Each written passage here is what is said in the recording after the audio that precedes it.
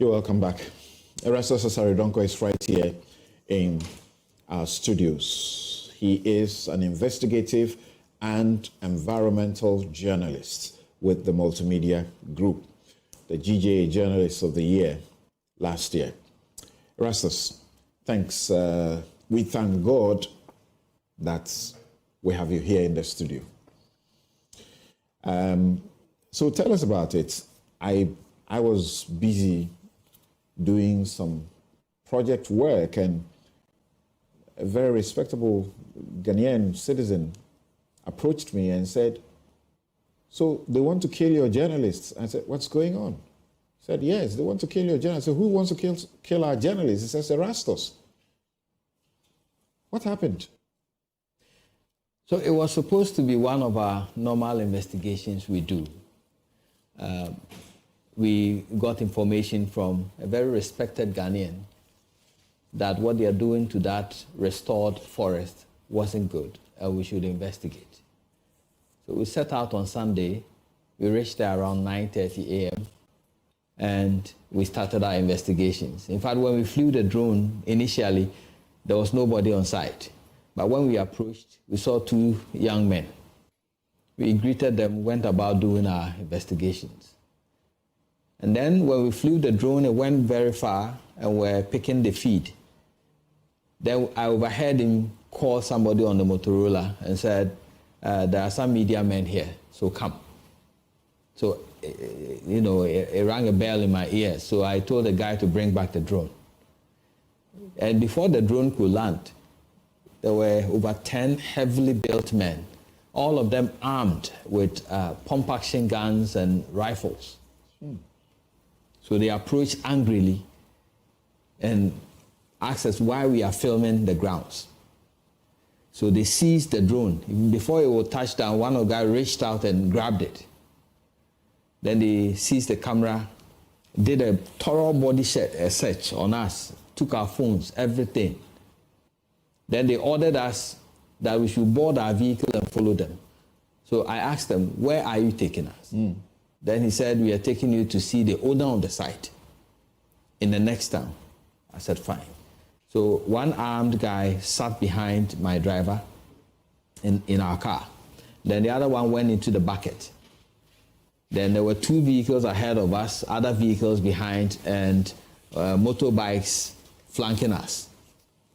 So we drove for like 20 minutes. We got past the town that they said we were going, and they were still going. So I stopped the vehicle and I asked them, where are you taking us? Then they said, you don't have the right to ask us questions.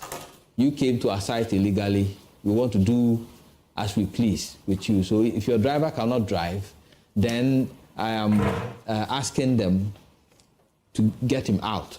So they brought some gunmen. They wanted to force the driver out. And I said, okay, fine, let's go. So we drove for another 20 minutes. We entered some bushy area. There was an untarred road. Then they stopped the vehicles and asked us to get out. So at that point, I was really scared because I didn't know what they were going to do. Are they going to shoot us? What are they going to do? So I was asking them, why have you brought us here? You said we were going to see the site owner. Now we are in the bush. So what are we doing here?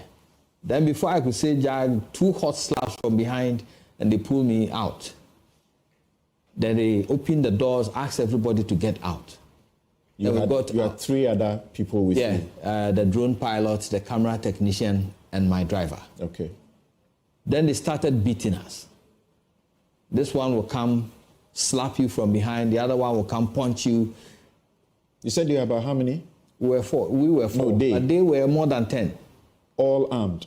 Fully armed. Pump action, rifles, knives. They were dressed like they were bandits. Yeah, so what happened next? So they started beating us. And in fact, the next 30 minutes, hot slaps.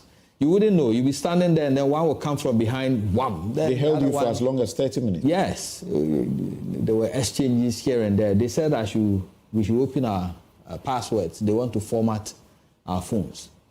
And I was trying to say that if you think we've taken pictures of your site, let me open the folder for you. Take then delete your pictures. But when you say you are formatting my phone, you can't do that. I received a lot of slaps from there, so I had to give in. I said, okay, fine, do what you want with the phone. Then he was trying to do it. He was asking of my Apple ID. Seriously, I didn't remember it. So I told him I don't remember the Apple ID. And that infuriated them more.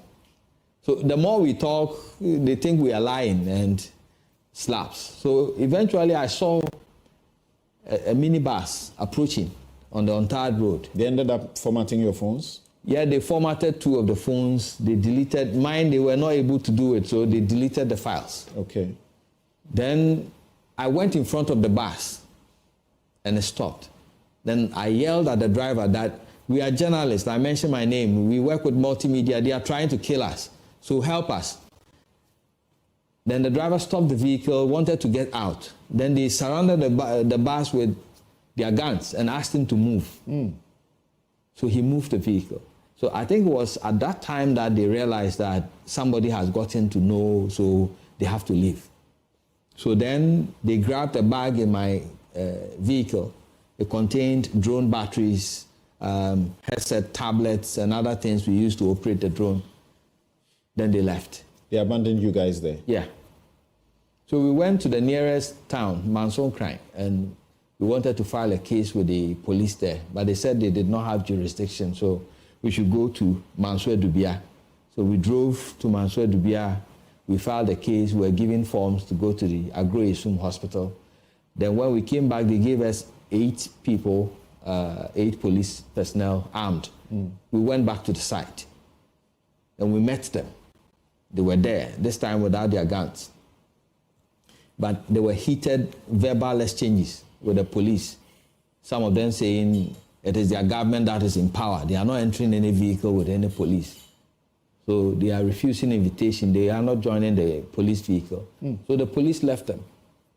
And we went back to Mansour Dubia, wrote our statements, and left the town in the night, around 9. We'll come to the pressure that's been brought to bear on the police and the 3 that have been arrested. But what exactly did you go to this place to do? What's the name of the place again? Asenanyo Forest Reserve. Asenanyo Forest Reserve. Yes. Where is it located? It's located in Amansia South district of Ashanti region. It's close to Mansonkran. Right. If you are coming in from the Sefi area, it's close to Sefi Abuoso. And there's mining in the forest reserve? Yes. But now the government has instructed that they should, as it were, restore the place after a period of mining. So the forest, that forest is part of a restoration project that has been done, I think, about 3 years ago. So they've grown citronella trees to restore that part of the forest, and some of them are matured. And they are uprooting all those trees. In fact, they are uprooting the trees. Yes, again. They have destroyed a number of the trees. The restored trees. This is a special project. Yeah. Where the state is ensuring that the forest that is lost is restored. Yes. And it's been going on for a number of years now. Yeah. And these guys have gone back to this place and they are uprooting. They've uprooted a number of them, as you saw in the footages there. They've uprooted they've destroyed a large part of the restored forest. The Asenanyo River has been redirected, turned into a muddy pool. You know that river joins the Ankobra, and it's highly polluted now. So what form of mining was going on at this place when you got there? I would say Galamsey.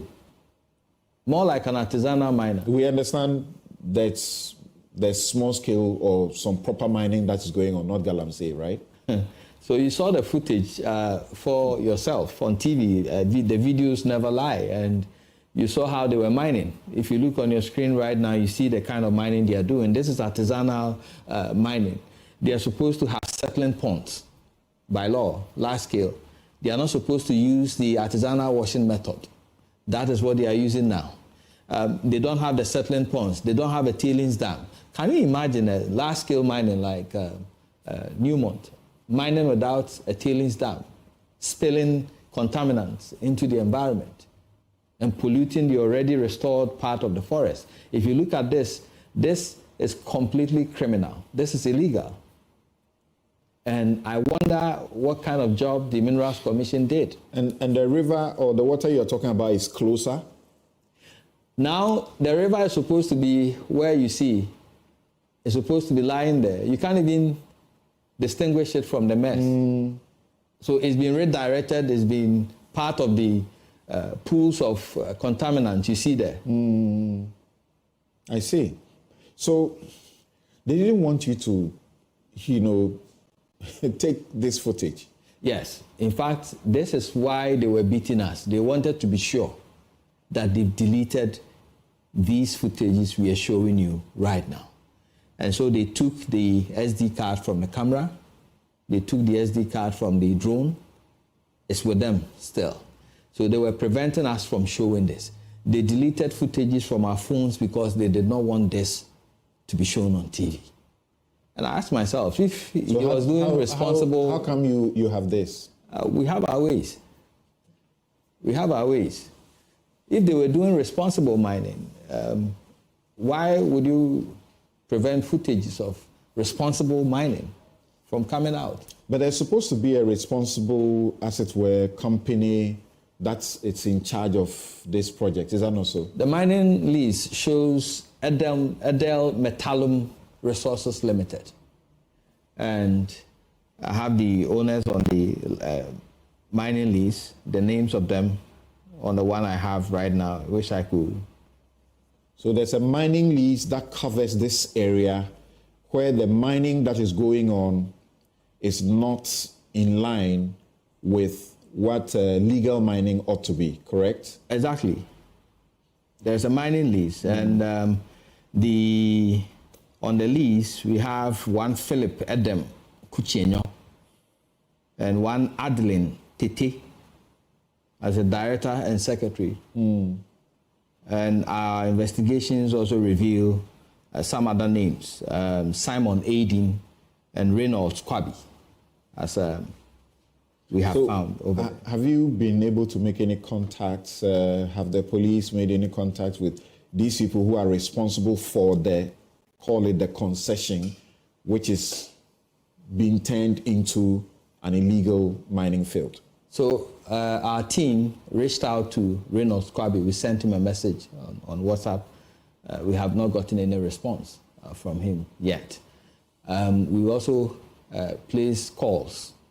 My supervisor placed calls to one of the managers as well. He picked the call initially. Just as we were about to introduce ourselves, he cut the call. We called again. He sent a message back that he will call us back, but has since not. Who are these who have been arrested, those who have been arrested by the police? So they've not given us their names, but we were asked to identify them, and we were able to identify them. They as were part of the gang? Yes, as part of the gang. Okay. And they said they walked in voluntarily, and they arrested them. Oh, the people surrendered themselves? Yeah. And so what's happened to them so far? As of this morning when I spoke with the police, one DSP Jan, he was telling me that they are preparing them for court. I asked when the court date. They arrested them on which day? That was Monday. Monday? Yes. And they've still not been put before court? Yeah, he said they've granted them bail.